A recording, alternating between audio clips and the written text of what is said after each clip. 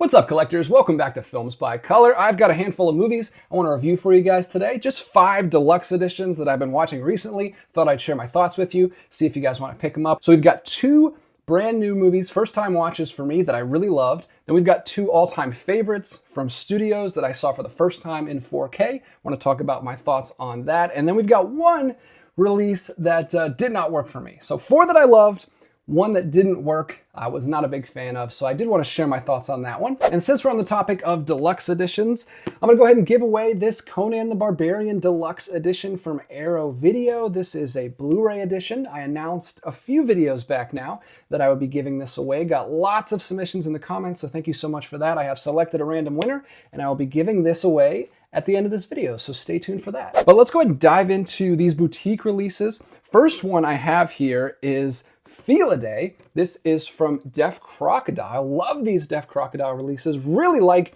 this model of release in general. This deluxe edition is kind of my perfect style of release. I love the hard boxes. I love the Skinavo cases. This is a 4K from Deaf Crocodile, which is really, really cool. I love that they've been dipping their toe in 4K. Hopefully we continue to see some more of that in the future. But then we also get this nice thick booklet here. About 100 pages, 80 to 100, I think it's 80 pages. So this is my preferred style. This is what I'm gonna be moving towards this year. I think I'm gonna slow down, not buy as many things, and focus on some more deluxe editions like this. So I wanna do a quick video talking about 5 of these. Felidae, if you haven't seen it, is a crazy animated film, a German animated film. I described it in my review on Letterboxd, but you can read the full review if you go check out my Letterboxd. Link is in the description, but I'll give my thoughts quickly here. I described it as Don Bluth meets David Fincher. I think I said the love child of Don Bluth and David Fincher, because this is one of the darkest, I think it has to be the goriest movie I've ever seen. You can never make this in live action, I don't think, especially not with cats, but it's basically a very dark, very violent murder mystery that is reminiscent of a classic film noir told through the eyes of a cat. And he moves into this new town, and immediately a murder happens right in front of him, and he gets launched into this mystery. So visually, the animation anyway, looks very similar to a Don Bluth animated film. If you're familiar with Don Bluth, All Dogs Go to Heaven, American Tail, Secret of NIMH, those kind of movies. It feels like that, kind of an independent, but very polished, very good. It looks great. There's some snow scenes in here that look incredible. There are also some intense dream sequences in here. Some of the most unique animation I've ever seen, and also horrifying. The nightmare scenes are brutal and, like I said, very violent. This is not a children's film at all. Obviously, there's a lot of gruesome murders in here. There's talk of sexual assault. There's torture scenes. There's an animal plant where they're experimenting on animals, and they show all of it. It's very gruesome. I don't want to say too much about it because it is a mystery,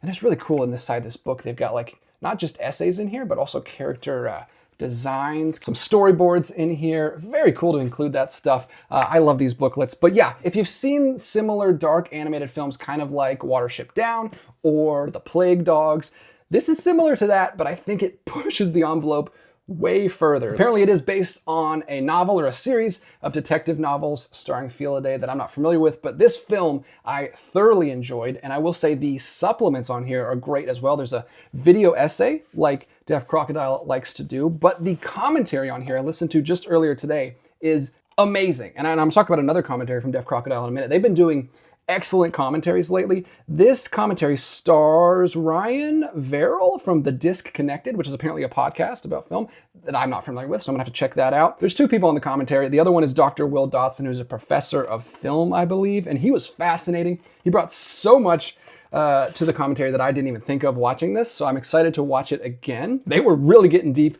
into the themes and the I guess social commentary that's included on this. There's a lot of stuff in here that I don't want to give away too much. I want you to experience it for the first time because there is some shocking stuff, but I don't think it ever gets gratuitous. I think it actually is warranted for the story he's trying to tell. He's just trying to tell an adult story. He's not trying to just use shock for the sake of shock value. So I really enjoyed this, and I gotta say the 4K, like I said, they've just started doing 4Ks from Deaf Crocodile, and the 4K on this looks incredible. I love how animation looks in 4K, and I was very thankful that they did that for this one. Next one we're going to talk about is another deaf Crocodile release, and it is The Golden Fern by Jerzy Weiss. This is a Czech film, and unfortunately is not in 4K. I would have loved this to get the 4K treatment because I love this one as well. I love this one even more than Felidae. This is right up my alley. This is exactly the kind of movies I like. It's a Czech fairy tale, but I hesitate to even say fairy tale, the word fairy tale, because I know that it instantly gives you an idea in your head. Maybe something along the lines of Donkey Skin or like Three Wishes for Cinderella. Those are just two other international fairy tales that I could think of. But it doesn't feel like that. This is a very dark, naturalistic, very realistic fairy tale, especially as it goes on. It starts very ethereal and atmospheric and almost like a horror film. It's like this POV shots as someone's walking through the woods, and there's a lot of shots like through branches and foliage, and it's very thrilling at the beginning. It's about a man who finds a golden fern in the woods. It's based on an actual fairy tale, and then he meets this wild woman, and they quickly get married, and then instantly his luck starts to change. He gets immediately forced to join the army, gets drafted into the army, and then from then on it just keeps getting more and more serious and bleak, but it keeps that kind of mythic gravitas, I guess I would say, of pretty much all the Czech films I've seen. I'm learning I really, really enjoy the way Czech directors tell stories. And this guy is great. This is Jerzy Weiss. He's done a few other Czech films that have gotten boutique releases that I want to check out. The cinematography, especially in this, is stunning. You may be familiar with the cinematographer for this. His name is Bedřich Batka. He also did the cinematography for Markéta Lazarova, which is in the Criterion Collection, so some of you might be familiar with that. I think it also has a second run release. Kind of widely considered the best, or at least one of the best Czech films ever made. I just watched this recently as well. One of my favorite cinematographers, very similar. This was just a few years, of 63, and this one was 67, so kind of maybe the reason he got this film was because of the great work he did on this. He also came to America like a few years later and did Little Darlings, which was on my top 10 of last year, boutique releases, which is crazy. I need to watch that again and see if I can notice any of his style in this, but this was fantastic. I had a great time watching this. Lots of themes of infidelity and kind of a coming of age story for this man. He's a man, he's a full grown man, but he's kind of this womanizing guy who's just like partying. But then once he gets drafted into the army and has this kind of rude awakening, he sees how like the world really is. And like I said, the tone kind of shifts and gets a lot more serious, but still keeps those fairy tale flourishes in the storytelling, which I really appreciated. There's very surreal moments. I don't know if there's any specific dream sequences, but just the story itself kind of feels like dream sequences sometimes. You've got this like horrific, not horrific, but this very unsettling mask scene that I will remember forever. And got some wonderful performances in here, especially the two lead female performances. I don't know the actress's name, and nor could I pronounce them if I did, but she is fantastic as kind of the king's, I don't know if he's a king, but the general's daughter who kind of tempts him. This is a great book, by the way. I do have to mention, I read the first essay. There's a lot of writings in here. I read one of the essays. It's by Peter Haynes, who is super knowledgeable about Czech film history. He's written a book called The Czech New Wave, which I really want to get. Actually, a friend of mine has it, and I'm hoping I can borrow it from him. He is also on the commentary for this, which I can't wait to listen to. I started listening to it, haven't finished it yet. Super knowledgeable, knows everything about the Czech New Wave. Very enlightening essay in the first part. But also, at the very front of this book, we've got an introduction by Alexander Payne, of all people, director of Sideways, Holdovers, Election, and he was a friend of Jerzy Weiss. They met when Alexander Payne was a film student. They had this very mentor-director relationship, and Alexander Payne would show him all of his scripts, and Jerzy Weiss was this grumpy old man. He would like tear him apart, and he writes a very, very sweet letter about Jerzy Weiss and his experience with him and how great of a man and director he was. So it's really cool that was included. I'm glad they got Alexander Payne on this release. Loved this release. Both of these I gave 4 out of 5 on Letterboxd. These are great. I'm so glad I added these to the collection. If you like anything that I just described, they're very different kinds of films. 60s black and white surreal fairy tale, and 90s, very dark animated film. Two wheelhouses that I like to dabble in quite a bit, so if those sound interesting to you, maybe check them out.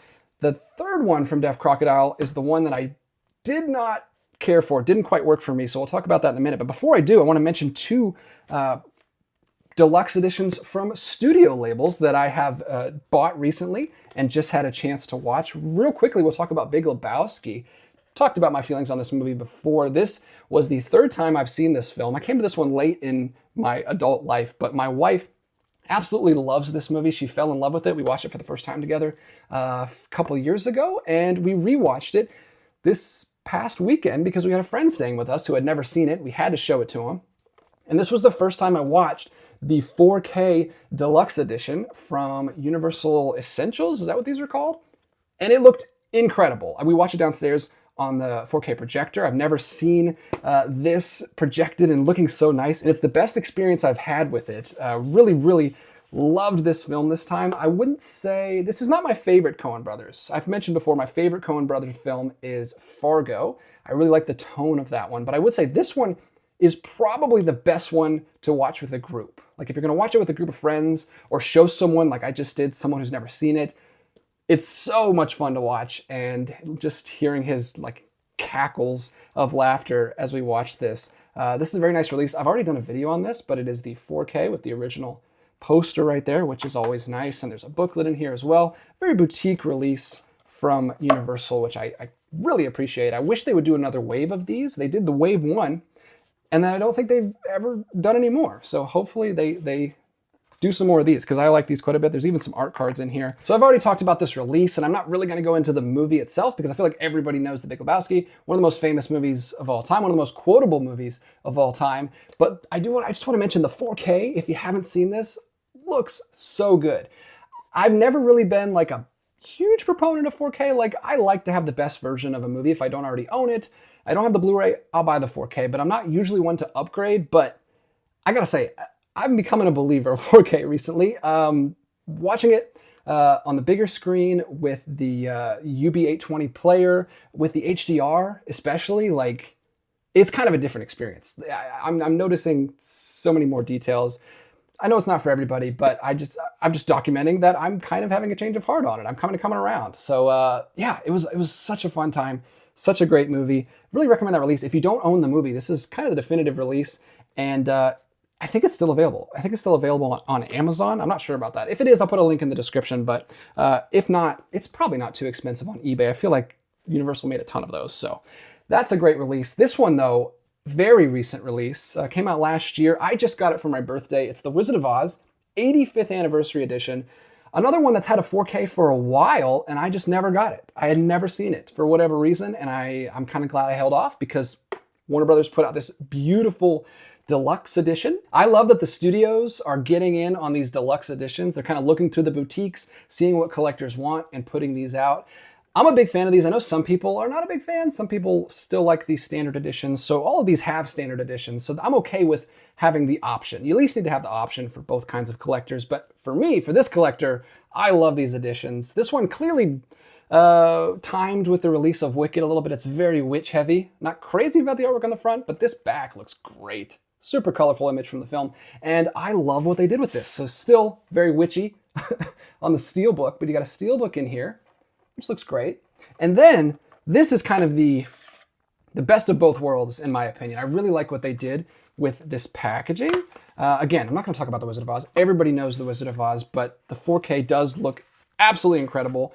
My daughter wanted to watch it again out of the blue. It's one of her favorite movies, so I was like, okay, sure. I'm definitely going to watch the 4K edition because I've never seen it in 4K. Best it's ever looked. It looks incredible, but this release includes some very cool classic ephemera from the film with a ticket from the grand opening at the Chinese theater. How cool is that? That's amazing. I love that. They also have some of the original lobby cards and posters that would have been on display at the time. They also have the MGM invitation, cordially invites you to the premiere of The Wizard of Oz at the Chinese theater. And they also have the program that you would have gotten back then. So this is actually Really cool. I like this. I like the facsimile approach where it's not full size, but you do get to see everything that was there originally. This is a little better than the Neverending Story from Imprint. If I'm being totally honest, that was a little excessive. This, I can just pop this out anytime. It's what I like about the Neverending Story release. The history nerd in me really appreciates this, but it's more manageable. It's not gigantic, and it fits right on the shelf. So I love this release. This would have made my top 10 probably if I had gotten it before I made that video. But yeah, everyone knows The Wizard of Oz. Everyone's seen The Wizard of Oz. But I just got to say, I got to be the 900th person to say the 4K looks incredible. And I had such a good time watching this with the kids recently. And I wanted to give a shout out to this release because I feel like it kind of came and went. I didn't hear too many people talking about it because it's The Wizard of Oz. It's the 50th time it's been released. But it's a very, very solid release. It looks great. And I really, really like it. And again, 2 all-time favorites that have gotten brand new deluxe editions. So I wanted to give those a shout out for this video. Now let's get into the last one here. This is the most recent Deaf Crocodile release, the Cathedral of New Emotions. And it is a weird one. So if you love Deaf Crocodile for their absolutely unique, bonkers films that you can't see anywhere else, this is no exception. This looks great. And that's usually what I love about Deaf Crocodile. This one just went a little too far for me. I found it kind of impenetrable. I couldn't really get a handle on it. Apart from some surrealist, psychedelic imagery here and there, I couldn't really get anything else out of it. This is directed by Helmut Herbst, who is, I think, another German film. Yeah, this is a second German film they put out recently. Very, very independent German director. I think he's the only one who worked on this. I think it's just a one-man show. It came out in 2006. It's a little later. I was hoping for something like The Son of the Stars, which I think is a Romanian animated space adventure. I really, really enjoyed this. This was an earlier Deaf Crocodile release.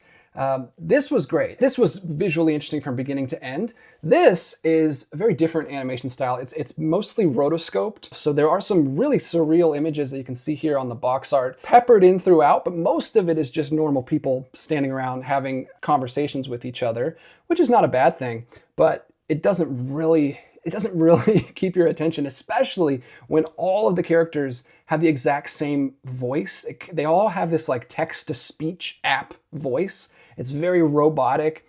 And now that I've watched some of the supplements, listened to the commentary and especially the video essay. The video essay was very helpful. I understand what he was going for with it, but on a first-time watch, it was very hard to stay focused. It was not holding my attention. It is a part of the German Dada movement, which I remember learning about when I took art history classes in college, but it doesn't look like that stuff to me. And I've since looked at some of his other artwork from the time. Like I said, this was way later when he was older in 2006. The stuff he was actually doing in the German Dada movement with kind of the black and white collage style artwork, I really like. It's actually an art style that I really, really enjoy. There's one scene in here that has that kind of classic Dada art style where someone goes in for a doctor's exam and he's given like all these images like flashing before him and it's like this collage style. That scene got my attention. I sat up during that scene, really liked it. Rest of the movie did not work for me. Very droning soundtrack, very, like I said, all the voices are exactly the same. It's kind of, I didn't even tell you what it's about. There's a commune of kind of hippies getting to know each other, and then I think they've been together for a while, but it's in space. So it's kind of, the point of the movie is to be kind of this anti-fascist, socialist statement. So it might work really well as like a protest, but it's not very entertaining. So it didn't work for me. Maybe if I watch it again with a new set of eyes, now that I have some more information from the booklet and the supplements, like I said, maybe I'd have a better experience. First time through with no knowledge of what I was getting into, did not hold my attention. But I gotta say, it's up to par with the rest of Deaf Crocodile's releases. I'm not crazy about the artwork. It seems a little phoned in compared to like these other releases here where we got brand new like original painted artwork for these two. Love those. This is an okay release. It's just like kind of a collage, which I guess fits the theme of some of the more striking images in the movie. They did do a spot gloss up here on the spaceship, which is nice, but overall kind of an underwhelming release for me personally. It's also only 60 minutes, so you're not getting as much bang for your buck with this one. But the fact that Deaf Crocodile is putting out these very obscure, very unique animated releases especially, I fully support. And I understand that not every one of them is going to be for me. I got 2 movies very recently from Deaf Crocodile that are absolutely my speed that I loved quite a bit. So I'll take one that doesn't work every now and then. But if you have seen this and you did really like this, please share your thoughts in the comments. Let me know what you liked about it. I'd love to, have my mind changed on it. That's always how I go into these films. When I don't like something, I kind of, it's gonna sound stupid, I look inward and I kind of ask myself, what's wrong with me? Because usually that's what's the problem. Usually I just need to think about it more, or I need a different view going into it. And that usually helps. Sometimes you can have a better viewing on a second watch, but 4 out of 5 is not bad. This is what I've been watching recently.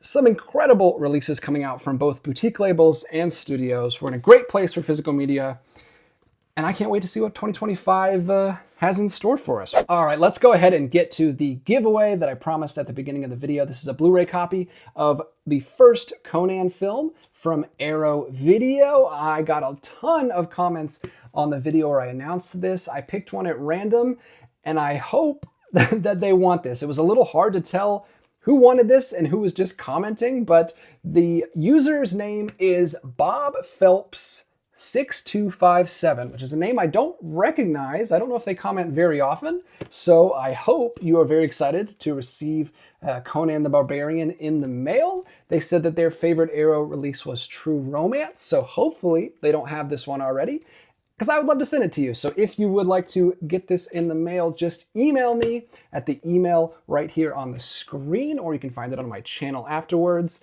and I'll send this to you. Just give me your address so I can send it to you. So that'll be coming your way. Thanks so much, everyone who entered into that giveaway. It's been a lot of fun. Been doing a little bit more giveaways lately. They've been fun to I don't know, kind of give back to you guys a little bit. So that's just a few things I've been watching recently. Thought I'd share my thoughts with you. Hopefully you found it helpful. Hopefully it was useful to you. And if it was, I will thank you as always to comment down below, share this video, hit the like button. All that stuff helps the channel and gets the word out about these physical media releases to as many people as we can. We're still very small potatoes here, but I want to do my part to keep physical media going. But that's all I got for today. Thank you guys so much for watching. And until next time, keep collecting, and I'll be back with another one real soon.